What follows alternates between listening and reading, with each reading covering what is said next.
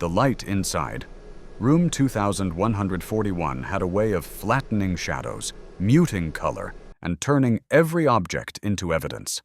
Even before anyone spoke, the microphones carried a faint hiss, the kind that only comes from a room preparing itself to record history. Nothing in this chamber was designed for spectacle.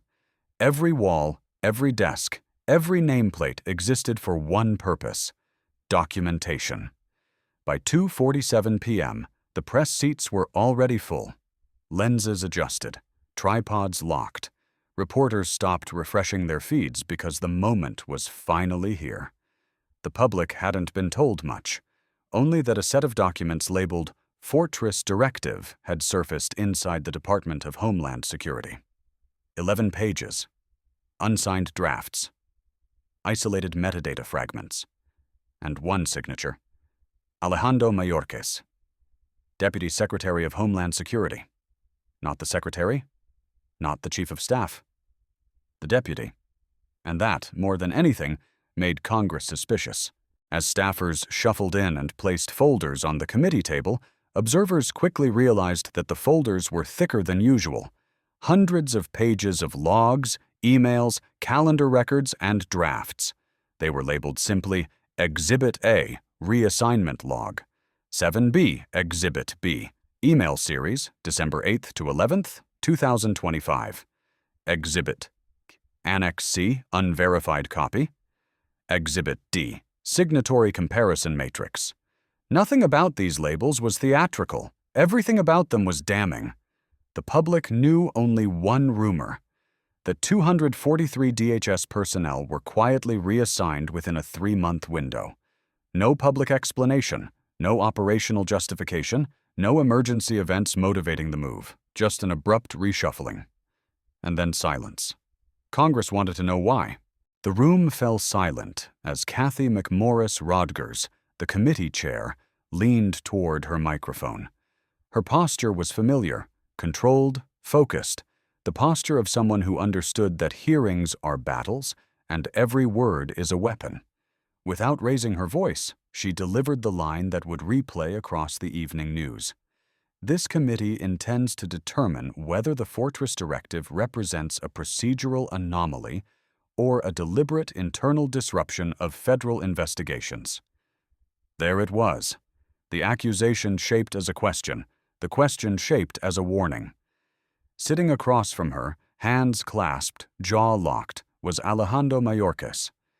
He had not yet spoken. He already looked tired. At 2:53 p.m., Exhibit A was displayed on the monitors, a simple directive template. No letterhead. No timestamp visible in the scan. No distribution list. But the title stood out. Operational Continuity. Fortress Directive V4.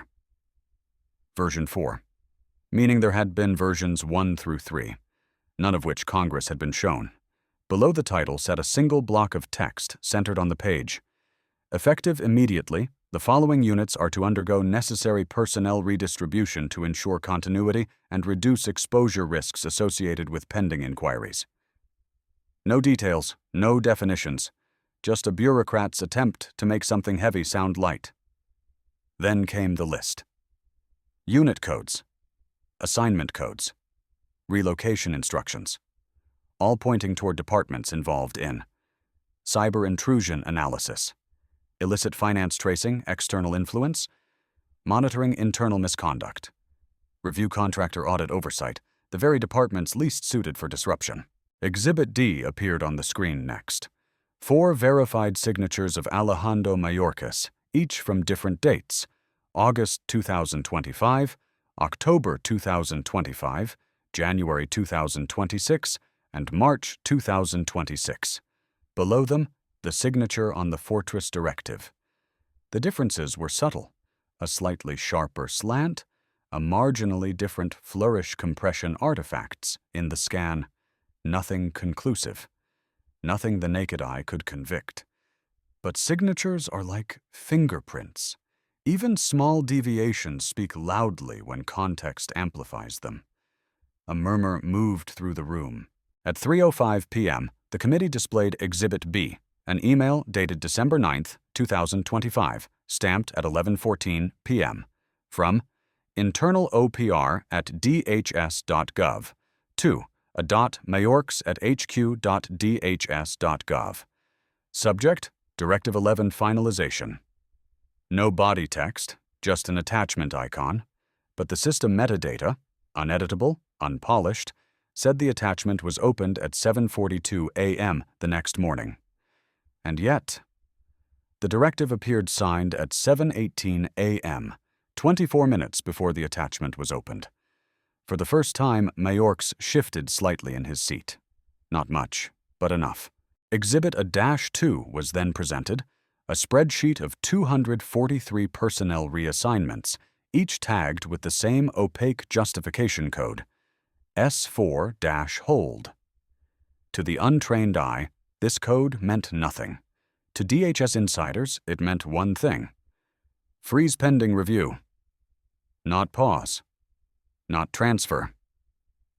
Freeze. Every one of the 243 had been working on cases that touched politically delicate subjects. Funding streams, influence networks, foreign interactions, or interagency disputes. A pattern was emerging, the kind of pattern bureaucracies try to bury in footnotes. Chair Rodgers turned to Exhibit C next, the unofficial Annex C, not authenticated, not verified, but too detailed to ignore. It referenced political risk insulation, temporary investigative outage, redeployment of sensitive assets, and under timeline it listed November 28, 2025, stabilization, draft completed, December 9th, 2025, directive, prepared, December 11th, 2025. Directive signed. But the most important line was not a date. It was an absence. No data existed for December 10th, 2025. A black hole in the federal documentation process. Not an oversight. Not a clerical error. A deletion. At 3:21 p.m., Representative Tom Cale requested to read aloud the operational impact assessment included in the leaked Annex C.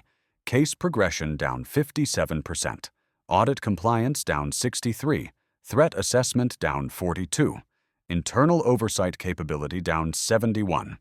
Each number was a bruise. By the time he finished the list, the room felt bruised too. Representative Mary Gay Scanlon leaned forward.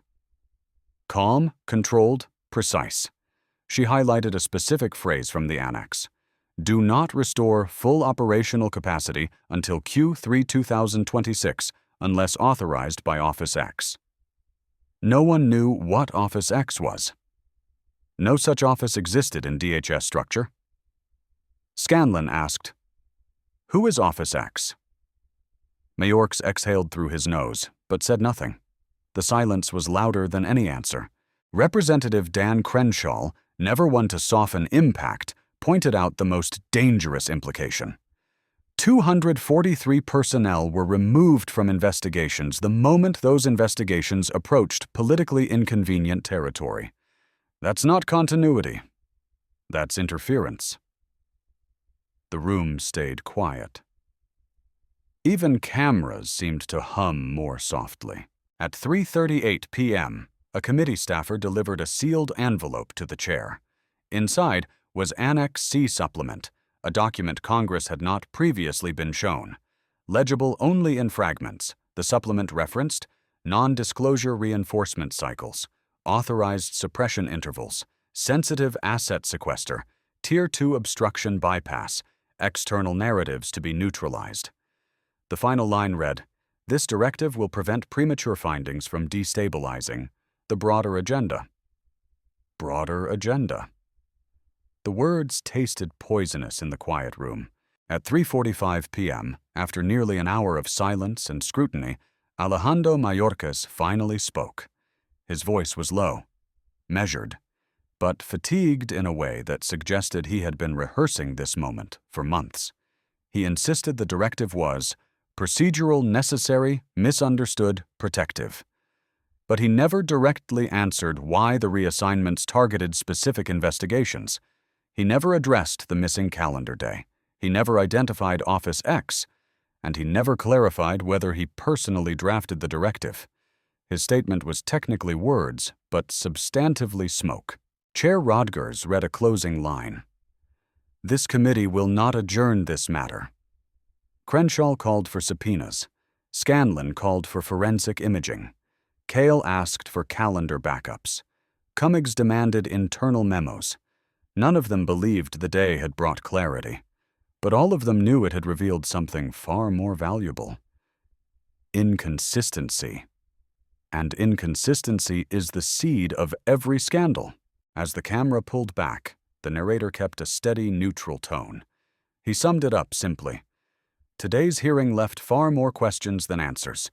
The Fortress Directive remains unresolved, and the investigation now heads into a phase no one can predict. Fade out. Static. End of broadcast.